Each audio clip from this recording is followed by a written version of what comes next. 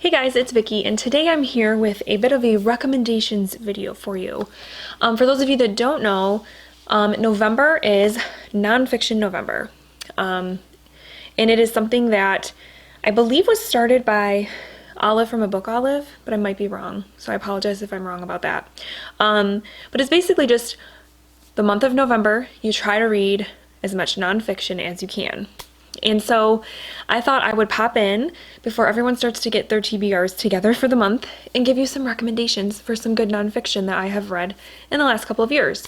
I did a video like this a couple of years ago, and so I thought I would do another one just to kind of give you some more of my favorite nonfiction reads. The first book that I want to recommend is called Evicted by Matthew Desmond. It has a subtitle, Poverty and Profit in the American City.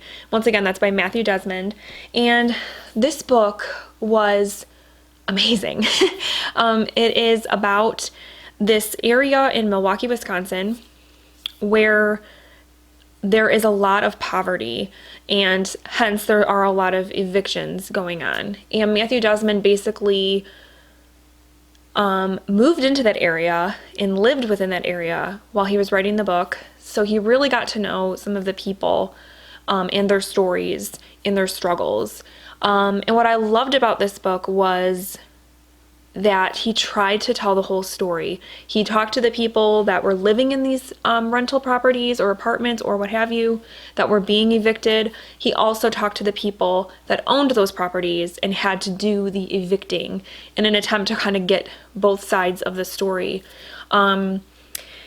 And yes, it was amazing. Really good writing. Just an outstanding piece of journalism, honestly, because he really, even though he was living in it and he did establish some personal relationships with many of the people that he was writing about, he still was, I feel, very objective in his approach to the book. And it was great. I listened to it on audio, so if you can get your hands on the audiobook, you should definitely check it out. But it is a fantastic read, and you should definitely read it. If you are into memoirs, I thought I would mention a memoir favorite of mine, and that is Educated by Tara Westover. I read this book last year and loved it. I know there's been a little bit of kind of controversy surrounding this memoir. Some people don't believe Tara's story, or have issues with some of the things that happened in the story and what have you. I am not in that camp. I read her story and I found it to be extremely compelling and heartbreaking and amazing. The things that she endured throughout her childhood, because she endured abuses, she endured neglect, a lot of things, and she came out on top. And to me, that's a great story and one that should inspire many people. And I know, like I said, there are some things about the book that people had issues with. But I think at the end of the day, her story was amazing. I'm glad that she told it, and she wrote it amazingly. Amazingly written memoir. I loved the writing so much. It's probably one of my favorite memoirs that I have read now. Maybe not the favorite, but definitely one of them, and I highly recommend it if you have not read it yet. So I cannot do a nonfiction video without talking about Hunter S. Thompson. He is one of my favorite writers, one of my favorite journalists of this era, this age, or whatever. And so today, in my last video, I talked about Fear and Loathing in Las Vegas, and in this one I want to talk about Hell's Angels. And this book was published in I want to say 1966. And basically it is Hunter kind of traveling around with the Hell's Angels motorcycle gang, which was this gang in California that at the time was very famous for its violence. People were like legit scared of this group. There were, rumors and things that like they committed murders, that they raped women, all of these things, that they were just very violent, very scary. And so Hunter wanted to find out for himself just how bad this group was. And so he traveled around with them, and it's a fascinating read. I think that is one of Hunter S. Thompson's gifts, is his ability to immerse himself in the world in which he's writing. He became a part of the story, which I know is not typically a thing that a journalist should do, but it works here. And it works for him because that's just the kind of journalist he was. And this is a really fascinating story. I went into it not knowing really anything about the Hells Angels, because it just wasn't something that was like a thing during my time. But in terms of like 1960s American culture, they were a big deal. And so this book I think was really important culturally. And of course it was written wonderfully. I've said it before, I will say it again, Hunter S. Thompson is a brilliant writer. Was a brilliant writer, and I'm still trying to work through all of his books, but this is one that I really, really enjoyed. Probably my second favorite after Fear and Loathing in Las Vegas. So yes, if you are looking to maybe read some sort of American culture type of nonfiction, or you're interested in trying out Hunter S. Thompson, definitely give this one a go. Okay, then for those of you that are looking for a biography possibly, maybe a more hefty biography that you can really sink into, I recommend An Unfinished Life, John F. Kennedy, 1917 and 1963 by Robert Dallek. This is quite a chunky biography of JFK, but it's a really well-written biography. I read this around the 50th anniversary of his assassination, and it chronicles his life from the time he is born until he was assassinated. And it mostly covers his political life. Well, obviously his personal life up until he got into politics. Then the politics kind of take over a little bit.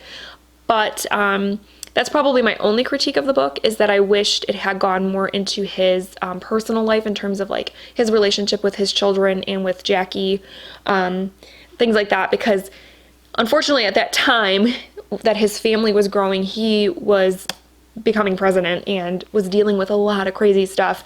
I feel like his presidency is one of the most fascinating ones in our history, because so many things were going on in the 60s. It was just such a crazy time, and there were so many things that he was dealing with as president.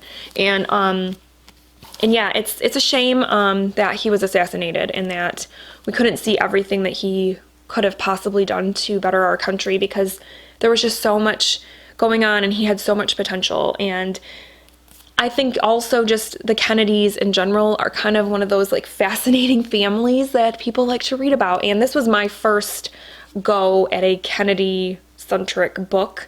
And yeah, I was fascinated, and it's made me want to read more about the Kennedys. I haven't yet, but I definitely want to, because yeah, they're a very interesting family with a lot of different stories to tell. So yeah, if you're looking for a biography, definitely check this one out, but it is a lengthy one. I believe this one is like 600 and almost 700 pages, so it's a long one, but I assure you that it is definitely worth the read. And then for those of you who are maybe in the camp that you don't really read a lot of nonfiction, you just want to kind of dip your toes into something, something a little lighter, maybe just a little bit more just easier to dive into, I highly recommend Goodnights Stories for Rebel Girls, 100 Tales of Extraordinary Women by, oh gosh, they don't have the authors, hold on. They don't have the authors on the cover. By Elena Favilli and Francesca Cavallo.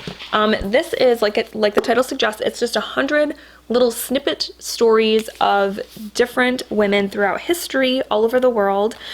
So, like for example, every woman that is featured gets a page. So this is Marie Curie. This is her page where it talks about her life, and then there is a illustration and a quote from her. And it's like that for every woman, and I believe it goes alphabetically.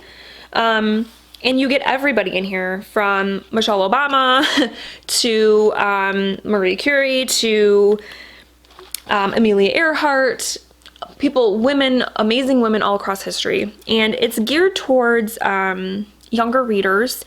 The writing is super simple.